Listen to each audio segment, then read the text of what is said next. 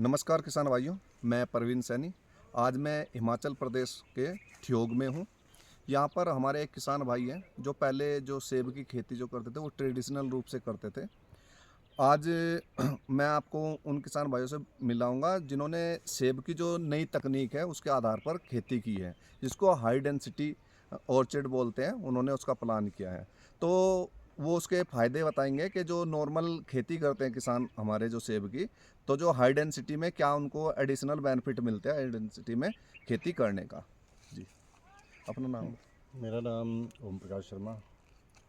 तो हमारा पहले जो ये जो पहले जो सेब चलता, खेती हाँ, करते थे खेती करते थे तो जो नॉर्मल करते थे, जैसे जो तो खेती कुछ और चीज़ है, बागवानी कुछ और चीज़ है। जी जी सबसे पहले हाँ, तो हम, बागवानी के बारे में। हाँ, तो बागवान जो हमारे दूसरे प्लांट होते थे, मतलब कोई रॉयल सीडलिंग पे जो लगा होता जी था, उसमें उतनी आउटपुट हमारे नहीं, कुछ क्लाइमेट ही हमारा ऐसा है कि मतलब हमारे जो हर साल जो उसमें सेब नहीं लगता था। जी फिर हाई डेंसिटी पे ये है कि हाई डेंसिटी पे एक तो इसका सारा काम जो है थोड़ा स्मार्ट वर्क है।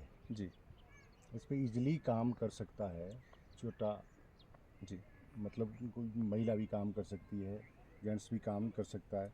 मानो अभी इस पे जो क्रॉप लगेगी, सेब लगेगी, जी तो इसमें थिनिंग महिला भी कर सकती है। जी फिर आप प्रोनिंग करनी है इसकी, तो प्रोनिंग यहीं से हो जाएगी सारी। जी जो हमारा जो पहले प्लांट होते थे, मतलब जो जी दूसरा है हमारा सिंह का बड़ा प्लांट होता है, पर उस हिसाब से उस पर क्रॉप जो तो हाइट में है, हाइट में तो क्रॉप लग जाती थी। जी जो हमारी मिडल बेल्ट लोअर बेल्ट है, उस पर क्रॉप ना के बराबर ही यानी लगती कि थी। जो फ्रूट हाँ, सेटिंग था हाँ, फिर वो। उसकी लाइफ भी कम थी, जी प्लांट की कम है मतलब।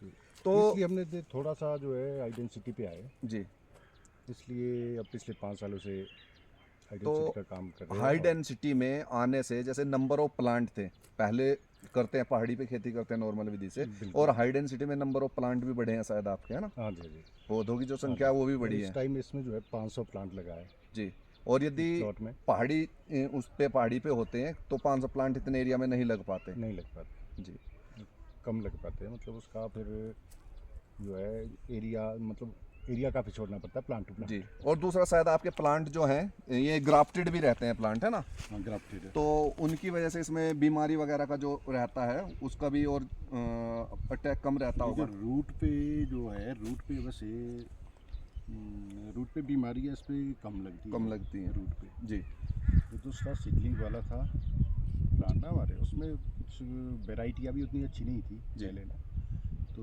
उसमें बीमारियाँ भी ज़्यादा लगती थी, जैसे कैंकर हो गया, कई प्रकार की बीमारियाँ, गोलियाँ स्कैब करके वगैरह स्कैब जो वगैरह रहता जो भी है।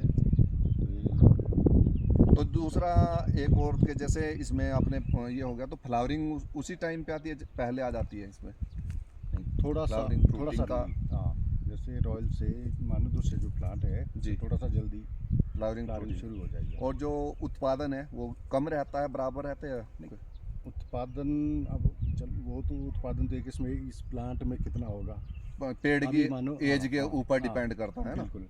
तो अभी मानो इस पेड़ में जो है ज़्यादा से ज़्यादा हाफ बॉक्स निकलेगा। जी उसमें ये फ़ायदा ये था कि उसमें कहीं ऐसे भी पौधे थे जिसमें 50 बॉक्स निकलता निकलते था थे, एक पेड़ से एक 50 एक बॉक्स। पेड़ से। जी तो इसमें ये है कि क्वालिटी उसमें उतनी अच्छी नहीं बनती थी जितनी इस पे बनती है, जी फ्रूट क्वालिटी ना। जी तो इसमें जो क्वालिटी है वो अच्छी मिल जाती है ना। अच्छी मिल जाती और है दूसरा क्वालिटी। जो नेट चढ़ाते हैं, जो ऊपर नेट चढ़ाते हैं, ये नेट लगाना इसमें आसान है कंपेयर टू बिल्कुल उसके। बिल्कुल आसान है, जी क्योंकि उसके मुकाबले जो है इस पे नेट लगाना आसान है। जी क्योंकि एक तो ये रो बनी होती जी है, रो के हिसाब से आप इसमें पोल खड़े कर जी जी दो, दिखा दीजिएगा उस एक बार हिसाब से, किस तरीके से है हाँ, ऊपर उस से। हिसाब से जो है नेट डल। जी,